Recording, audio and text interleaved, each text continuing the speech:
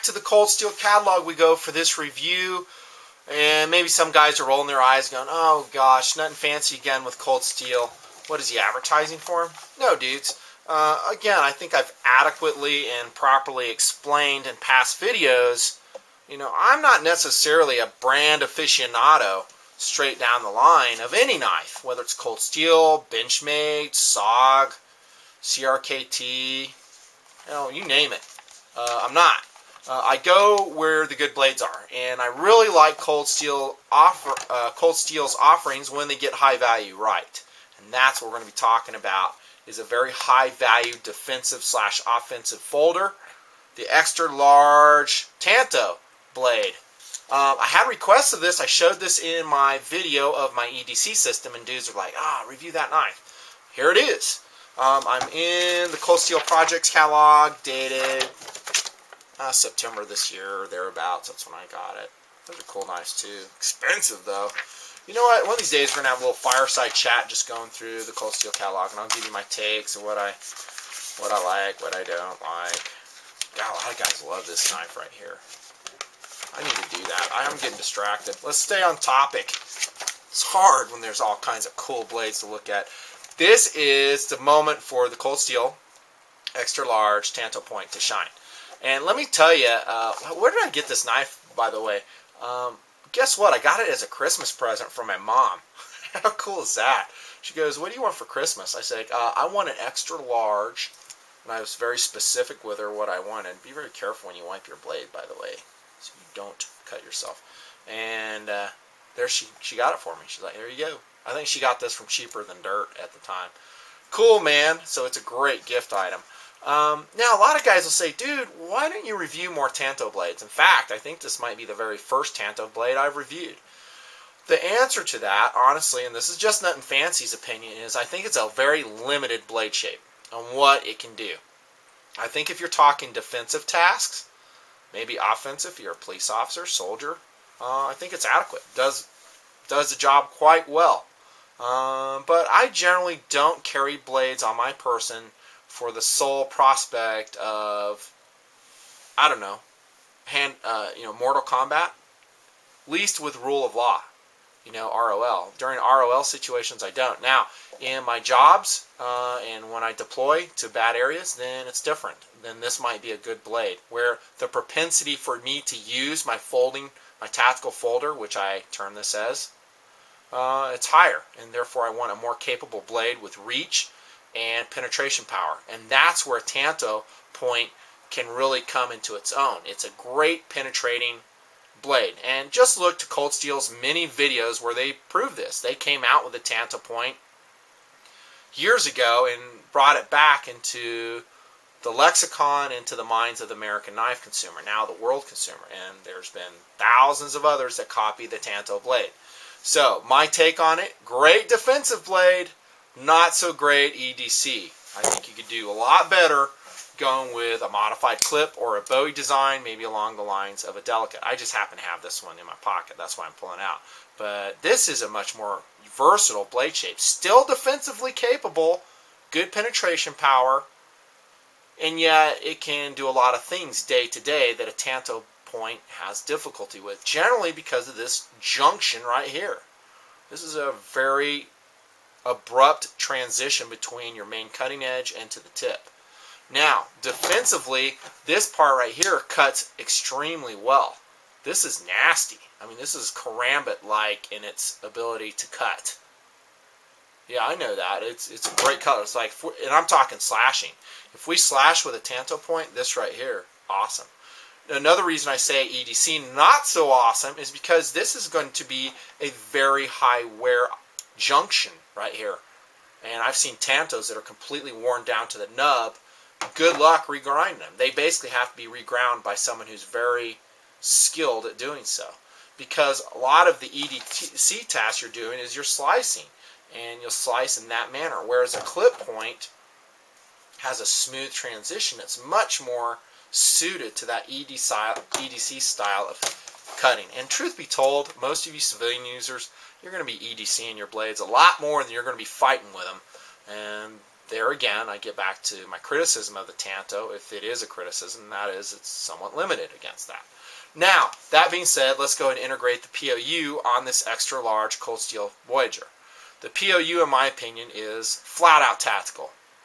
I mean, I think I pretty much already said that. It's going to be a blade that you would defend your life with. And it would be an outstanding choice along those lines.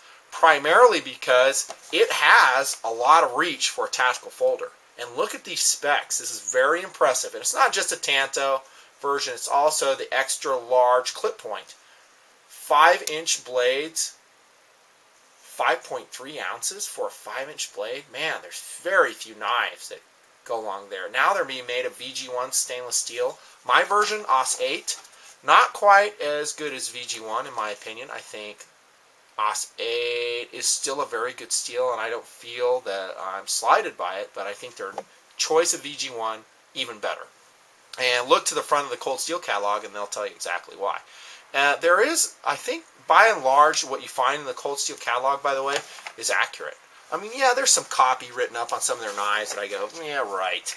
You know, I just don't buy it. But I think when they talk about their steels, like the VG1 here, you know, and they tested it against, you know, the 440C, VG10, ATS 34, I don't think they're lying. I really don't. I think what they're telling you is straight up.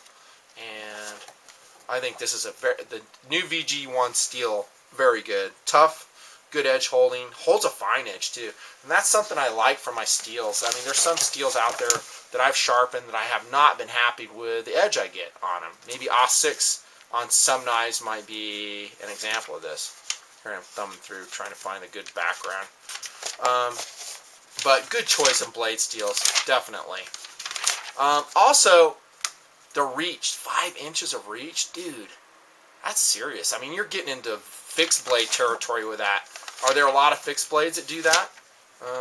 Yeah, but how many folding knives have that 5 inches of reach? Remember, I'm a fan of LQB, not CQB.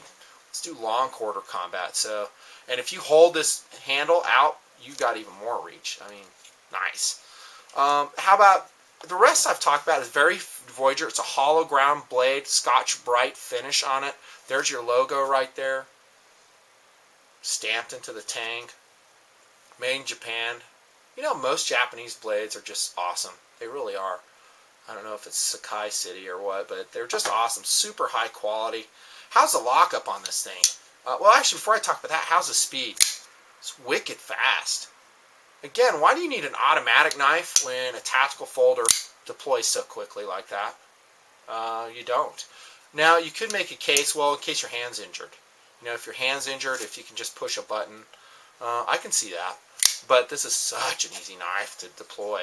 I mean, you saw that when I featured it in my Rule of Law EDC carry video. It just comes out quickly. Also, it has just the right amount of tension in the retention of it. It's not too much, not too little. And you can actually shake it out to a reverse grip if you'd like to. I have to do that off camera because the blade's too big. Let me get a better one. Yeah, not demoing that so well, but it will shake out nicely if you practice it. The downside to doing that is you don't have a full grip on your knife when you do it. If you shake it out that way, I don't really recommend it, actually. It's an option though. And like I've said in my other videos, I like a standard thumb deployment when I bring the blade out, because under stress you're going to go with what you train with. And if I trained maybe on one knife to bring it out with a pocket clip, or you know, like a wave feature, like maybe, I don't know, Emerson, and another one I use a thumb stud, I'm going to get confused. Under stress, you're going to just go with what you know. And what I know is thumb stud deployment. As boring as it is, maybe not the fastest, but it works. So, speed on the Voyager Extra Large, Tanto, and by way of reference, the other one too, the clip version. Very nice. Fast. Lockup, solid. Now, I will say this, like I've mentioned in my other reviews of the Voyager series, you can wear that lock. Like I said on my large one, if I hacked around with it a lot, and I introduced some play in the lock mechanism, so it's not a very hard use lock mechanism, truth be told, on the Voyager. Just ain't. But you know what? It will serve the function, and that is defensive knife, primarily. And now the smaller ones, like this cold steel medium-sized Voyager, plain edge, you know, EDC knife. maybe very much a last-ditch emergency tactical knife, but mostly EDC knife. So enough said about that. I've talked to you guys about the diamond checkering on the Zytel handle of the Voyagers. I love that. Zytel FRN is pretty much interchangeable with me. But it gives you a lot of purchase. It's actually pretty decent. Also, if you look at the cross-section of it, see how it's kind of ovalized, if that's a word. Comfortable, ergonomic, fits the hand nice, and when you go to these extra large Voyagers, you got a lot of real estate. So if you're wearing gloves, maybe even winter variety gloves, you're not going to run out of gripping area, which is a factor. You know, maybe like the Microtech SOCOM Elite, I love that knife, but the handle's small, and you run out of gripping area. And if you don't have gripping area, it's much more likely that you're going to lose control of your knife in a defensive encounter. How about coming forward? There's no guard to speak of. I know some users don't like that. They want to have a double flared guard to prevent your hand from ingressing on the cutting edge and cutting your tendons. You're going to have to hold it tight on the Voyager series. They're all that way.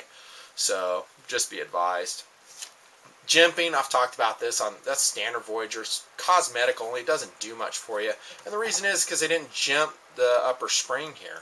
You know, that terminates back to the lock back. And of course, this is a lock back, not a, you know, liner lock design, which a lot of guys will prefer. It's stronger.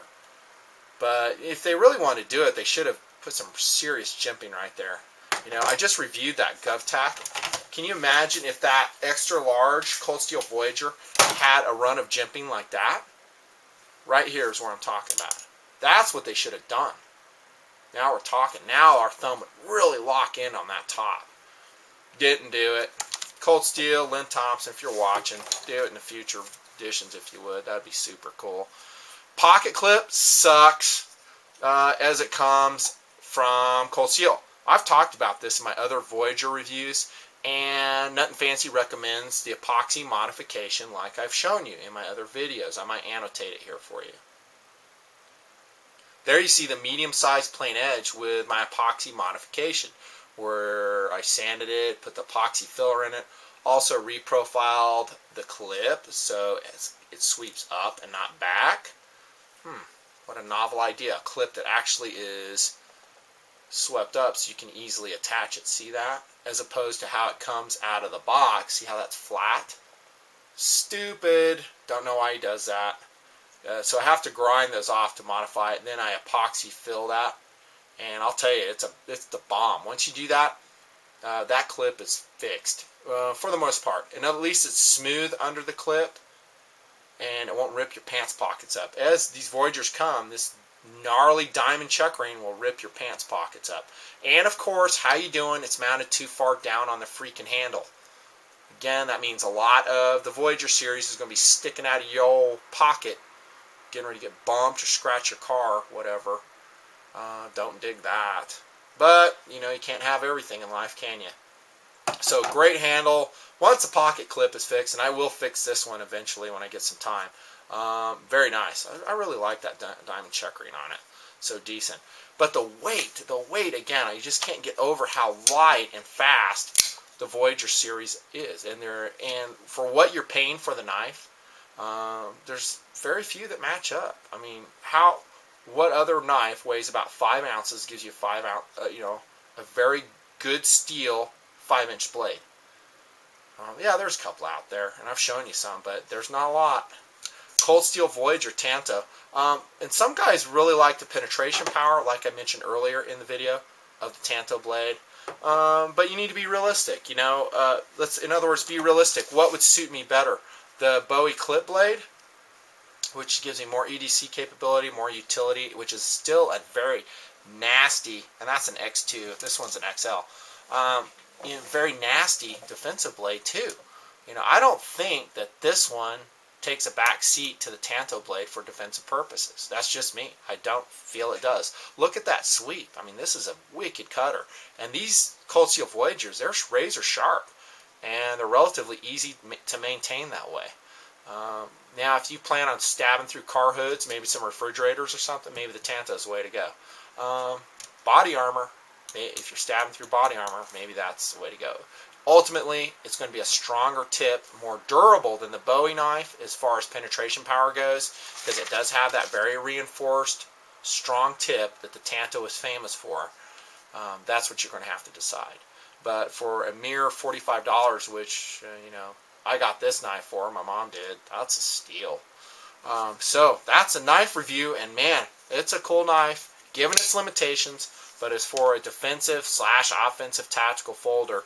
The Cold Steel extra large Tanto pointed variety is a mean knife. A lot of reach, a lot of speed, solid lockup, good ergos on it, and I like that bright finish, by the way. I like, I want the bad guy to know that blade's coming, so maybe I don't ever have to use it. Nothing fancy, signing off. Yeah, I'll do a review of the Cold Steel catalog. Man, it's going to be a long review. It's going to be like a 10-parter. So much to talk about. Thanks for reviews, for coming out, checking it out. You'll see more knife reviews coming. Peace out. Nothing fancy.